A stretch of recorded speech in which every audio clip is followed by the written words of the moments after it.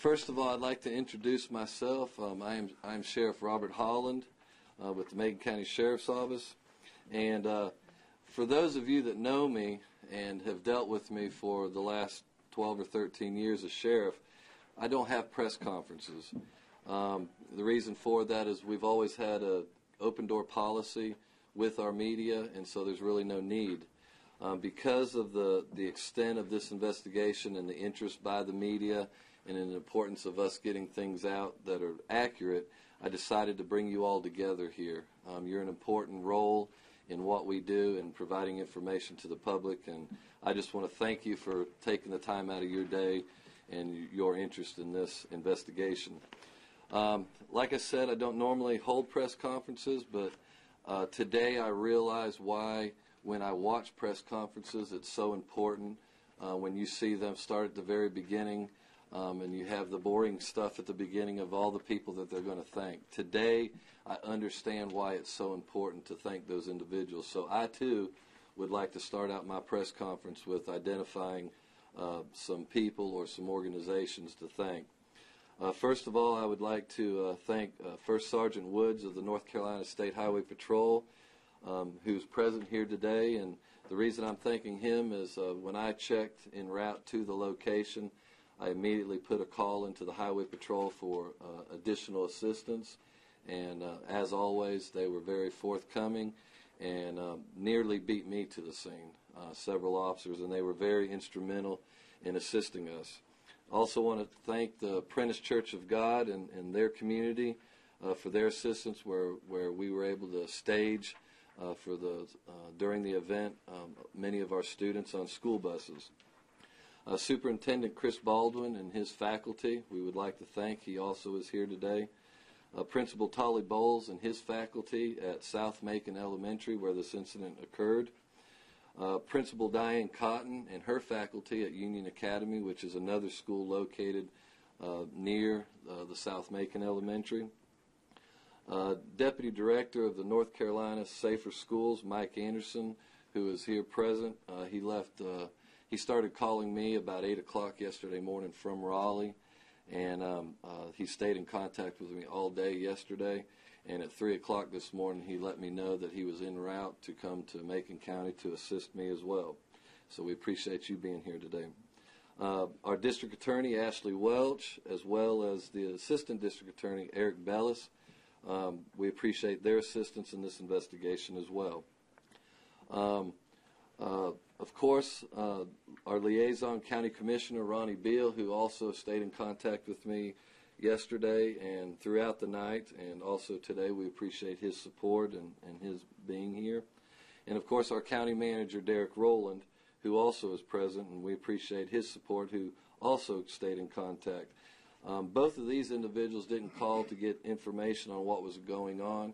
Their calls were simply to say, what resources do you need, what funding do you need, what can we do to help you, and we greatly appreciate that. The good thing is that that's year-round from those two individuals, and we appreciate that. I would be remiss without also including all of my staff, and I can tell you we utilized all of our staff yesterday, all of our patrol officers, investigators, command staff, you name it, everybody was utilized. I can't thank my officers and my agency enough for the professionalism, the integrity, and dedication that they showed. I appreciate all of them for what they've done and what they continue to do and will do for some time to come. I appreciate each and every one of you. That also includes our Macon County 911 dispatchers and all the things that they did. While I'm not going to mention a name at this time, I also would like to take a moment to recognize another person in here involved with this incident is one of our bus drivers, one of the county school's bus drivers who's an employee of Dr. Baldwin, which later you will find will be one of those heroes in this event. And we appreciate all that she did for what she had taken part in. I'm going to apologize from this point forward to tell you that I have a cold, and so I have to drink water every once in a while. Basically what I'd like to do now is go through which I gave them all away, is a timeline of the events that occurred and give you a little bit of details. At 5:19, a 911 call from the Macon County garage came to the 911 dispatch center where a bus driver had had an incident at the school involving two individuals, one of them individuals being armed. At 1 minute later, at 5:20, a dispatcher then notified Macon County deputy and had them en route to South Macon Elementary School. It's about 12 miles from where that officer was at the time. In fact, he was driving by this facility when that call came in. 1 minute later, the first deputy arrived on scene at South Macon Elementary School. She had been in the area at that time due to an earlier incident. 6 minutes later, or 5 minutes later, the deputy that went by this location arrived at that location at South Macon Elementary School. At 5:27, the first deputy that had arrived on scene had made contact with suspect and notified dispatch that she was in contact with the suspect. Two individuals identified them as one of them carrying a silver pistol, and advised the suspect was refusing to follow her commands. The next thing that we have is 5:40. So sometime between 5:27 and 5:40, a confrontation occurred between officers and these two individuals. At 5:40, the dispatcher was advised that the suspects were in custody, and the deputy requested EMS due to a tasing incident. From 5:27 to 5:40, the male suspect was tased on at least 3 different occasions. He brandished that firearm at the first deputy, who was alone. During that brandishing of that weapon, the officer was able to hear clicking noise coming from the gun.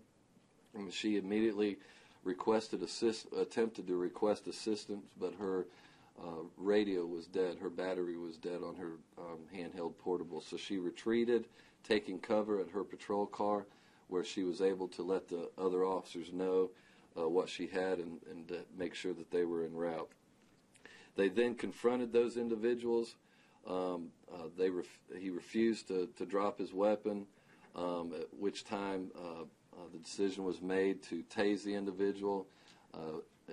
Struggle ensued, and again, like I said, he was tased a total of 3 times before they could get him handcuffed. He continued to fight and try to run away from the officers and kick.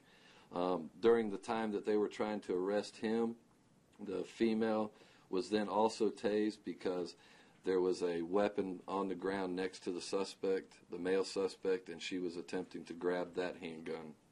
And so they tased her and got her cuffed as well. Both individuals were then taken into custody, and as I said earlier, at 5:40, EMS was requested. At 5:49, South Macon Elementary was determined to be a crime scene, and therefore we secured and completed a lockdown was initiated. At 6:07, deputy requests on-call detective to come on scene. At 6:20, a deputy advises that a gun has been located on one of the buses at the scene. At 6:24, an investigation sergeant, Don Willis, is en route to the location of the school. And so from that time on is when we were in our lockdown. We had Prentice Church of God location set up. Me and the superintendent and also another member of his faculty determined that that was the best location for us to go. The buses were removed from the school after being searched. They were en route to pick up their students. Once they picked up their students, they came to Prentice Church of God, where they remained until we were able to determine the school safe. During the time that we were at Prentice Church of God with the students, we did not allow anybody on the premises for the safety of all concerned, except for school faculty who were identified by school faculty and as well as the SRO assigned to that school. No parents were allowed onto the location. No children were permitted to leave the location. I'll be honest with you, that caused us a little bit of controversy. As you can imagine, not being allowed to pick up your child, some people were not happy about that, and we understand. And some people were not happy that they weren't permitted to drop off their kids to us as well because they were late for work. But we made that decision. We stand by that decision, and if we had to do it all over again, we will do it exactly that way as well. As I've said, our priority was not, while we were concerned about what parents felt and were concerned about, our priority was not to ease their feelings and their minds, but the number one priority was the safety of those children. And we maintained that, and I can assure my community, I can assure you, that their safety was top priority, and my officers and the faculty did an outstanding job making sure that happened. At 8:03, we were able to determine that the school was safe. It was no longer a crime scene, and we allowed the school to open up, at which time Dr. Baldwin and I then released the school buses to go back to the school. There was a lot of kids that weren't going to be at school that day and had already gone back home, and so the school system determined that it was the opportunity had arose that we needed to go ahead and cancel school for the rest of the day for that school. And the kids that were there at the school had school until their parents could come and pick them up, and the faculty stayed with them until the last student was picked up.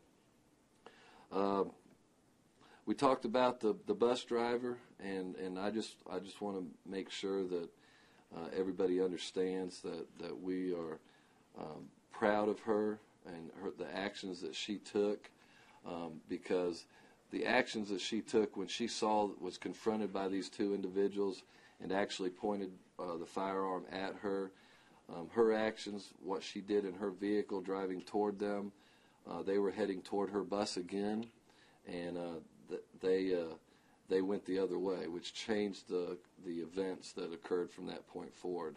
And I believe, and my staff believes, that created a great difference in what could have happened.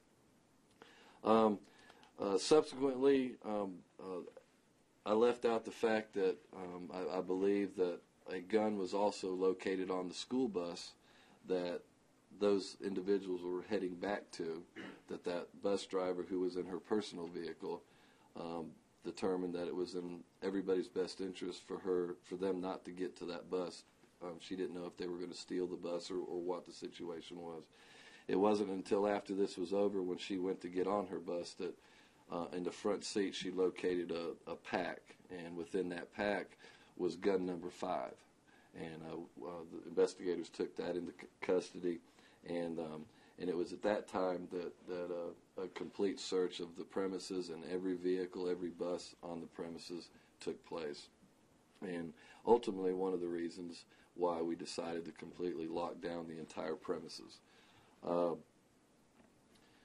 The next thing we did is execute a search warrant at the suspect's residence.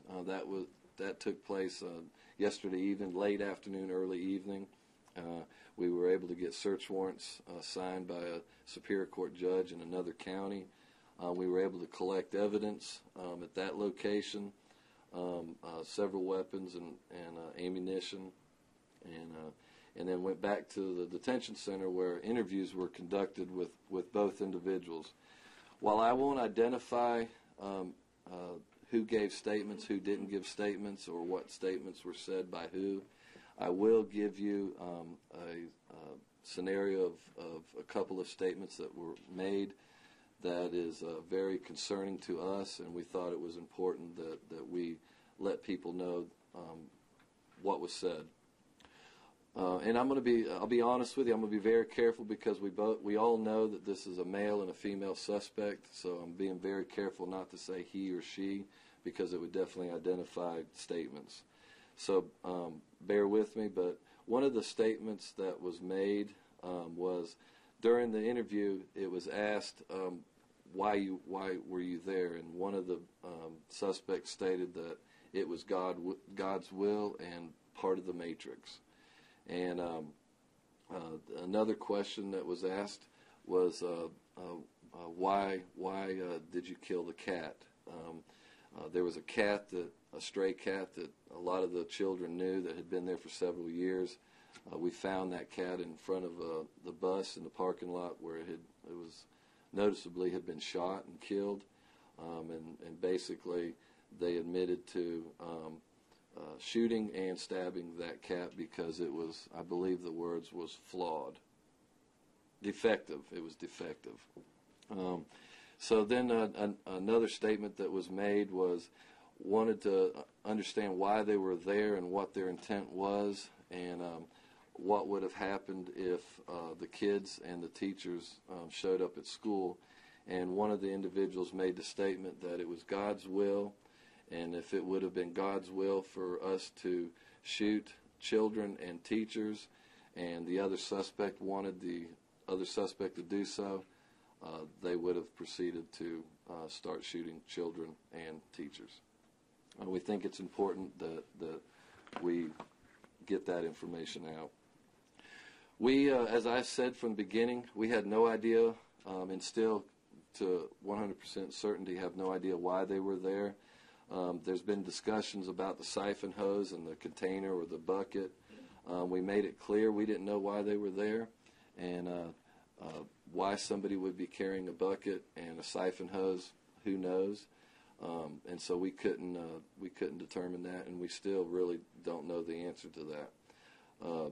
Were they there to get gas for a vehicle? We have no idea.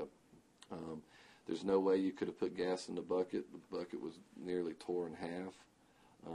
And so we will continue to investigate. We will continue to follow up on leads and all information that we get. I do have a couple of photographs to show you.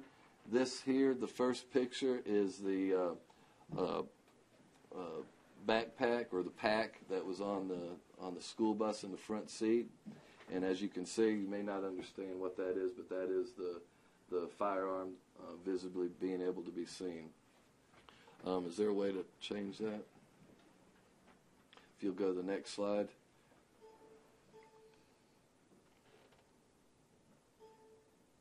That is the same gun that was in that pack. You can go to the next slide.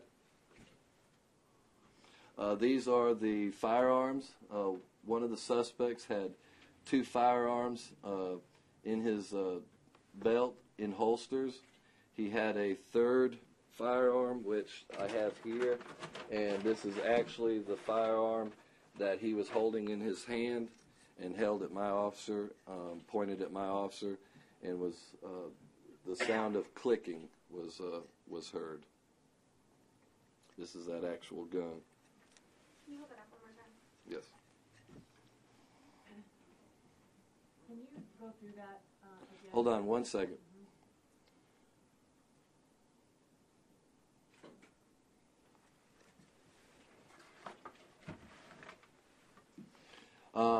As you can see, you've got multiple weapons, and the fourth gun, he had 2 on him in holsters. He had a third gun in his hand, which is the one I just showed you, and then the fourth gun was the Derringer that was beside him, at which time the female suspect was trying to get, at which time she was tased. And here is the bucket that I talked about him having, and here is the siphon hose. This individual, both of these individuals lived in the vicinity of the school. This map right here, this is the school, and right here is the suspect's residence. So you can see the close proximity of the house of where the search warrant was executed. The search warrant was executed on this house. Right here is the parents' house, which is right down the street from him. This is where that morning after he was arrested, there's a domestic violence order banning him from that residence, and his vehicle was found in the driveway at daylight at that residence where he should not have been. At this time, we have no idea why he was there, but you'll notice that some of the charges are related to violation of that domestic violence order. Over here is another map aerial view. Right here, and in fact, right here, if I'm not mistaken, that's about where the bus actually was located. And there's a school bus there presently in this aerial view.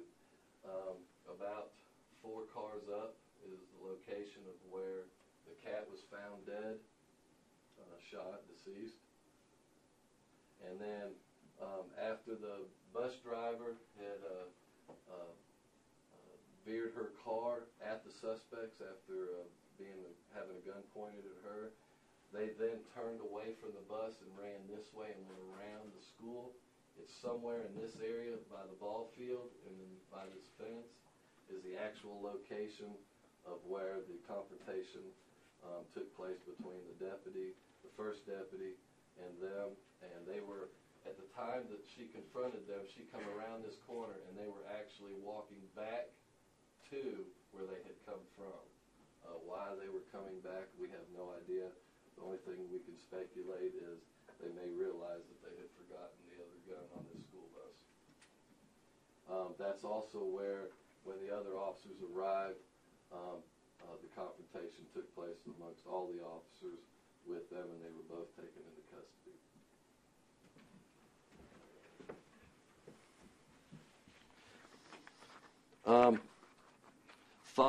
Following this press conference, I'm not going to make any more statements other than I'll answer a few questions in here today. What we're going to be doing is working on this case to build a prosecution, a good case for the prosecution. We don't want to do anything to hinder that investigation or that prosecution. And so that's another reason why I have you all here today. I am going to give you an opportunity to ask some questions. I want you to understand, and I know you do, you all are professionals and this is your line of work, but I've got to be very careful with what I do answer, and I've got to make sure that I'm accurate in what I say. So I'm going to give everybody an opportunity to ask a couple of questions, and please make sure you allow others to ask questions. Ms. King from WLOS. What can you tell us about their backgrounds? Neighbors were living in fear, they told us yesterday. They said that he had fired his gun off in the past, and I believe he told me even the night before that you all found him at the school. What is his history, and what have you learned so far about their connection to God's will that potentially these children could have been shot at? This is an active investigation, and while I've openly said that law enforcement are familiar with both of these, I can honestly sit here and tell you I can't tell you that because I don't know all the details of their background by memory. All I can say is we do have a history with these individuals, and as far as discharge of firearms, that happens all the time. There's nothing illegal about people discharging a firearm at their residence as long as they're doing it in a safe manner and proving that they're not doing it in a safe manner. There's no violation of law. You can shoot a gun 24 hours a day in our county.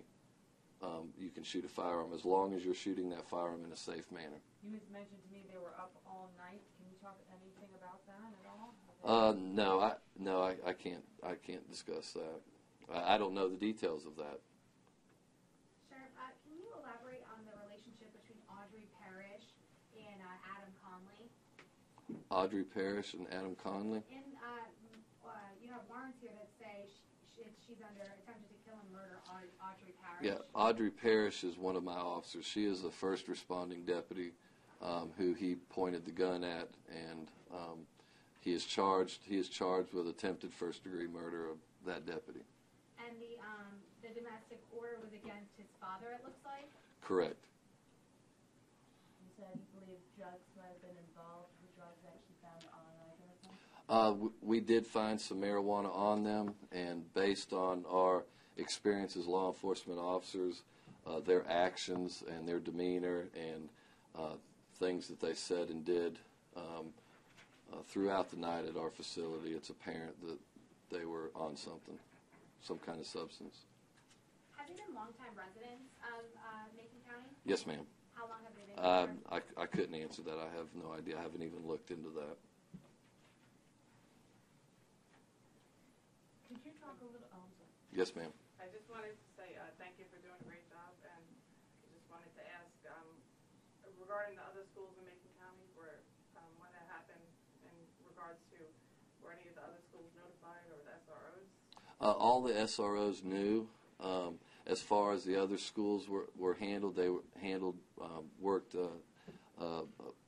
just as they would normally. And of course, all the SROs knew exactly what was going on. Of course, I can assure you that the tension with them and their security was high because we didn't really know exactly what was going on. We were pretty confident that these were the only two individuals that were involved. And we were really not concerned about additional suspects and additional schools. Thank you. What specifically did you find at the residence? I know you mentioned you found some weapons there. Yes, and I think if you go to the next slide. I don't think I went through all the slides. Here's another shot of those firearms. This is actual some of the items that were recovered from the search warrant of the residence. Multiple guns. Now this is not uncommon. I'm not anti-gun, and it's not uncommon for people to have these in their homes. We just make issue of this for the fact that you had an individual that is accused of being involved in this stuff, and these are the type of things, and it just shows what he had at his dispense. He could have easily utilized. Did you live together? They did live together. It's my understanding that they both lived at that address. I think that's the last slide. So, yeah, that's the last slide. Sure. How did the gun get on the bus? I'm sorry. To be honest with you, we don't know. We believe it's their gun. We believe they were on the bus. Follow-up question. Did it appear to be stashed or just like accidentally? It was just all I can say is it was in plain view on the seat of the front seat of the school bus, in plain view, not concealed. Sure. You mentioned that some of the parents were a little upset with how the procedure was not being allowed to pick up or drop off children. Is that part of a standard lockdown procedure for Macon County? Yes, sir. Absolutely. And actually, all across the state, that's a common practice and encouraged practice. Yes, ma'am, Ms. King. You touched on how close this could have been to something much worse. When you talked about that, I mean, I could even tell that the idea of this is just very daunting. Can you touch on that a little bit more? I mean, what can you tell us about their state of mind when they said these words that if it was God's will to have those children killed or teachers killed, so be it? Tell me about that. What more can you say? I mean, I can't really add anything to that other than a personal note. I can tell you that is a concern that all law enforcement probably carries, is their schools and their children within the school system, and a priority for many, and I hope all. And so what I can tell you is that, yes, it's very concerning, and in speaking to my staff, it's been a real, and I'm digging for words here to be accurate and trying to express my feelings, but the reality of what could have happened is very frightening to all of us, and we have had great discussions about that in the last 12 hours. It's not anything that we haven't been concerned about in the past. I've been an advocate for officers on school campuses, as many of you in here know, and as well as my staff definitely knows. And we are very blessed because this could have been a very much different outcome. And if not for the actions of, one, that bus driver, and the actions of those officers, and so many different things, we could have had a very, very different scenario and a much different press conference today. Is there anything you could say to the public as far as just knowing people in the community?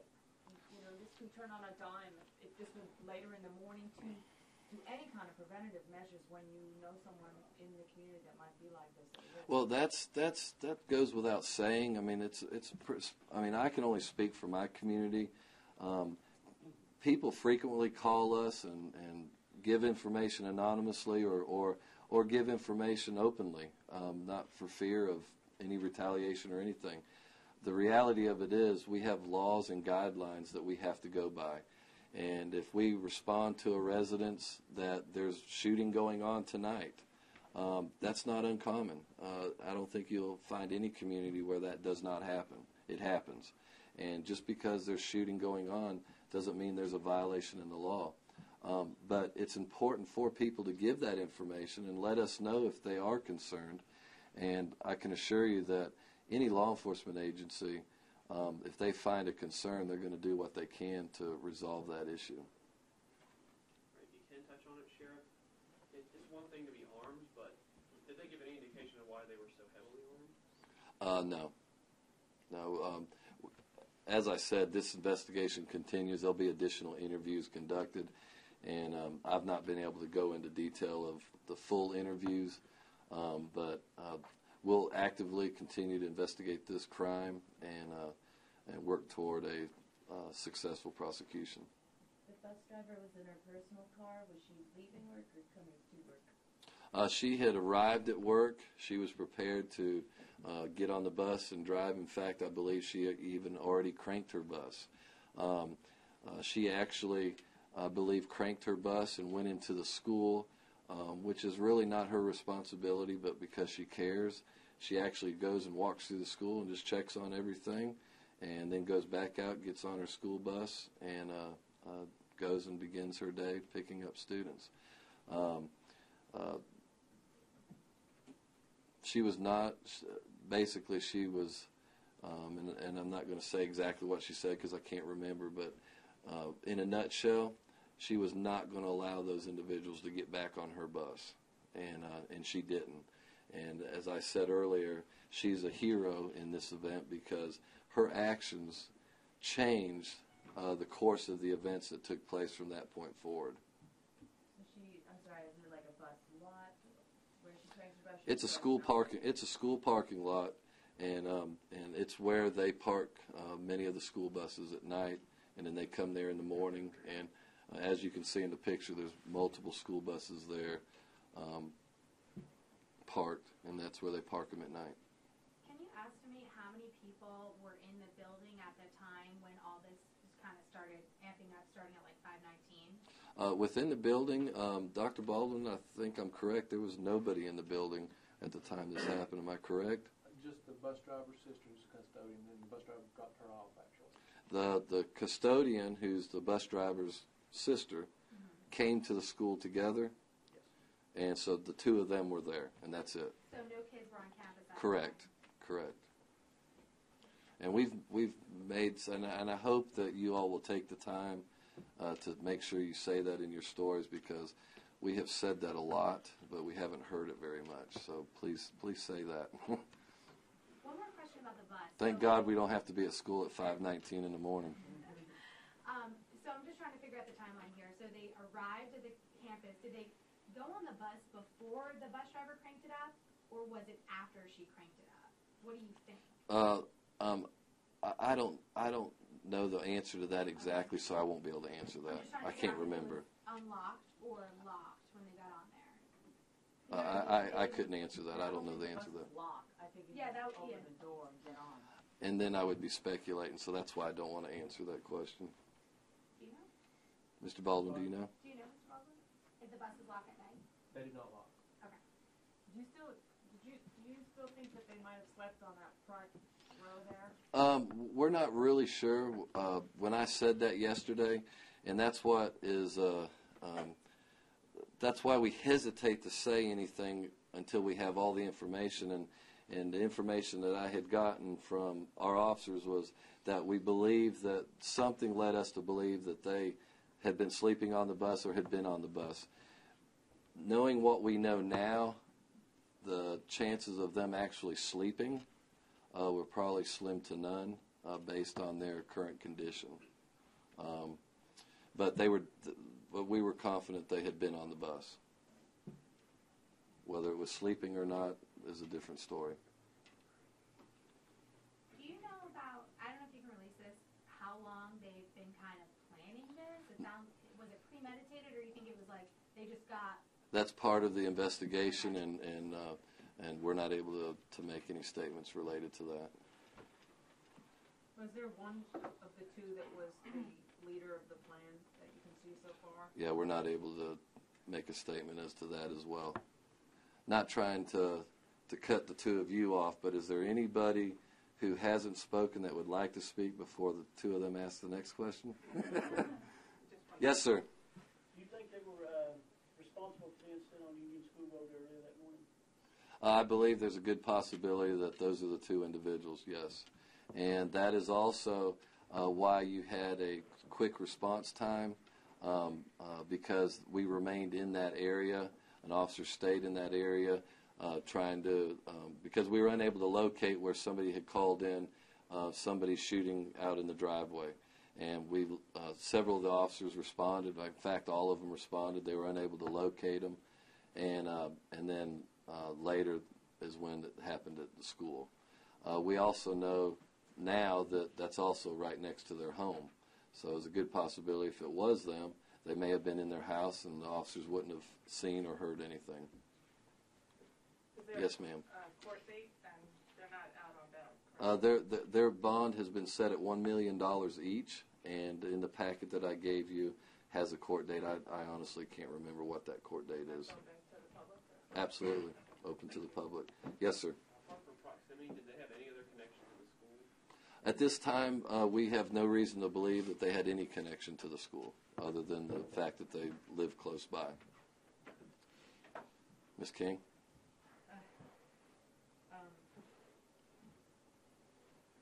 Could you just go over that domestic violence violation that you talked about again?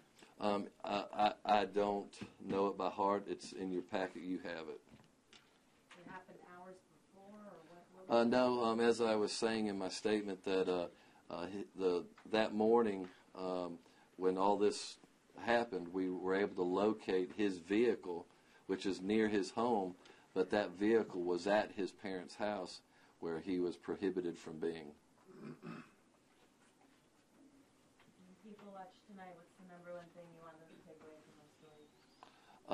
The number one thing that I want them to know in our community is that the safety of those children that day and from any day is their safety was our number one priority. And I also want people to understand that there's reasons, that there's policies and procedures and things that go on during these events that are carefully thought out, not only in Macon County, but from across the state. I serve on the Safe Schools Task Force appointed by Governor McCrory. Safe Schools Director, Deputy Director is here, and we actively are working on criteria and policies and procedures with agencies across the entire state of North Carolina, and that's our priority. Are the bus drivers trained to deal with these kind of situations? Dr. Baldwin? With these type of situations, no, they're not trained to deal with these type of situations. And that is, and Dr. Baldwin, and I'm going to interrupt you, I apologize. It's ironic that this happened today, or yesterday, because just the day before, we were talking about having our meeting to do one of our live scenarios. And as part of that scenario, it includes bus drivers, your lunchroom ladies, your janitorial, your other people that work in the school system, not just your teachers and not just your law enforcement. And it was an hour later, actually, when Mike Anderson contacted me and wanted to know if we had set up our mock drill. And then the next day, this occurs. And while this wasn't a drill, we will learn by this. There's some things that we would do a little differently to make things easier, better, safer. But I wouldn't go back and change anything that we did. I would do things to make it even better than what we already did. Yes, ma'am. Are both of the suspects talking? I can't go into that. I apologize if this is redundant. Can you elaborate on the Union School Road incident that happened prior to this one? We received a 911 call or a report that there were two individuals shooting guns outside of a residence. And when did that happen? I don't know the exact time, but it was earlier in the evening. So it was or morning. sometime Wednesday night into Thursday evening? Sometime earlier that morning. Okay. I'm not exactly sure of when it was. It was sometime within the hour or so before this event happened, and that's why the officer was still in the area. Or one of them, or one or two of them remained in the area. They all had been in the area. And you guys are the sole investigators on this, correct? Correct. Okay. Is he facing any, could he possibly face federal charges for being on a school campus with guns? That is, as I said, this is an ongoing investigation, and we will meet with our district attorney's office to discuss the entire case, besides the preliminary case of what we have discussed and charges that have now been filed. But we will continue to meet with our district attorney. It's a team effort. All of these people will meet together and continue to discuss this investigation, and additional charges are possible. And if there's I can assure you, any and all charges that are possible, we will be going after, whether that's state or federal, whatever. But that'll be a decision that is made between all of us. I can assure you from the sheriff's office point and my point, we're going to do all we can to throw whatever we can at him. To elaborate, are there any possible drug dealing charges? We heard from neighbors that these two might have had, something going on. To be honest with you, based on the charges that are filed against them at this time, drug dealing is the least of their worries.